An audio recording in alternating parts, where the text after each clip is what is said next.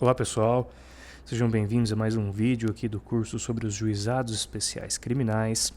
Hoje, nosso objeto de estudo será o parágrafo 2º do artigo 65 da Lei 9.099. Bom, vamos ao dispositivo legal de forma direta, como sempre. Bom, esse dispositivo, ele disciplina o seguinte: disciplina que a prática de atos processuais em outras comarcas poderá ser solicitada por qualquer meio hábil de comunicação. Então, pessoal, nós já tínhamos começado a estudar o artigo 65, nós vimos que no caput, no parágrafo 1º, esse artigo 65 estava falando sobre a nulidade de atos processuais e a validade desses atos. Agora, no parágrafo 2º, continua falando dos atos processuais, mas dando aqui o enfoque numa forma aqui de cooperação entre juízos de locais diferentes. Cooperação entre órgãos jurisdicionais que estão em comarcas distintas, perfeito? E aqui é dito que a prática desses atos processuais que precisam ser praticados em localidade diversa, em comarca diferente, pode ser solicitada por qualquer meio hábil de comunicação. Perfeito? Vamos ao próximo slide. Aqui nesse slide, eu trouxe para vocês que essa norma aqui, ela concretiza os critérios do artigo 62 da Lei 9.099 de 1995. A saber, critérios da oralidade, simplicidade, informalidade, economia processual e celeridade. Sempre é bom revisar para não esquecer, tá certo, pessoal? Então, esse parágrafo 2º ele acaba concretizando esses princípios. Como eu mencionei para vocês quando estudamos esses princípios, trata-se, esse artigo 62, de uma norma que acaba irradiando para outros dispositivos da Lei 9.099. Então, esses critérios eles são irradiados para diversos outros dispositivos que levam no seu conteúdo regras que buscam concretizar esses princípios aqui, também chamados de critérios da Lei 9.099. É justamente o que a gente vê aqui. Por quê? Porque se eu digo que pode ser praticado por qualquer meio hábil de comunicação, eu posso utilizar a oralidade, eu posso usar um mecanismo mais simples e informal, isso vai me gerar mais celeridade, isso me evita muito gasto, muito dispêndio, então eu acabo muitas vezes podendo ter mais economia processual, tá certo, pessoal? Então, é exatamente isso, é uma norma que concretiza esses princípios. E na letra B, eu constei para vocês o seguinte, é que esse parágrafo 2º, ele trata aqui de uma situação de cooperação entre juízos de diferentes comarcas para a realização de atos processuais que devem ser praticados além da fronteira. Então, o que isso quer dizer? Cooperação entre órgãos jurisdicionais distintos. O processo corre na comarca X. O ato processual precisa ser praticado na comarca Y. Então, a comunicação entre os dois órgãos jurisdicionais, o da comarca X e o da comarca Y, como é que ela vai ocorrer? É justamente o que disciplina esse parágrafo 2º, tá certo? E o que ele estabelece aqui na letra C que eu constei para vocês. Pode ser utilizado qualquer meio hábil de comunicação. A título de exemplo, para facilitar a compreensão, pode ser utilizado, por exemplo, um e-mail, pode ser utilizado um telefonema, etc. Tá certo?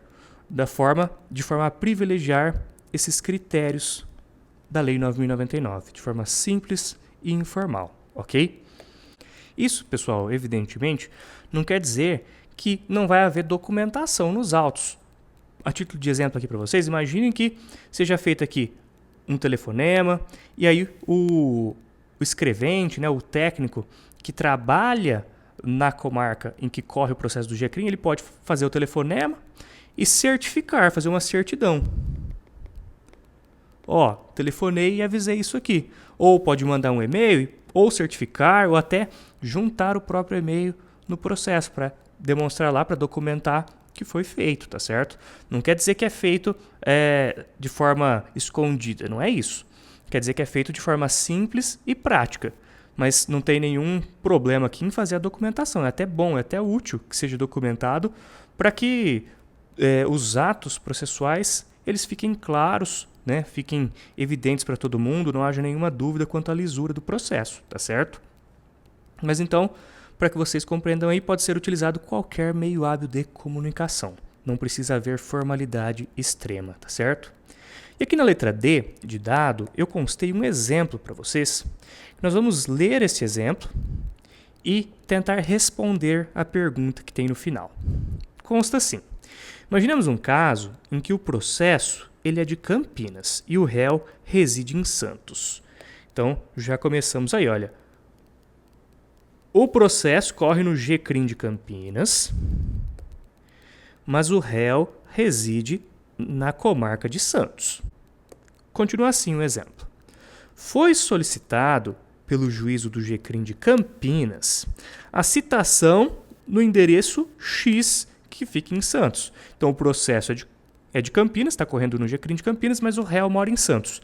Aí o órgão jurisdicional, o GCRIM de Campinas, pede a citação lá na comarca de Santos, certo? Ele solicita que seja feita a citação lá, pelo oficial de justiça lá de Santos. Ocorre que, beleza, ele já pediu, já foi feito esse pedido.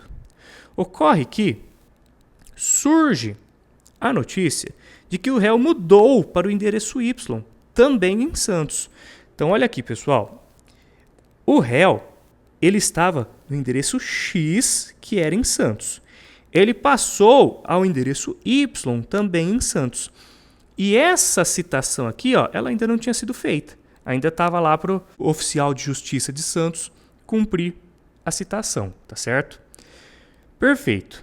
Mas surge essa notícia, olha, o juízo aqui do GCRIM de Campinas, ele já está sabendo, mudou de endereço.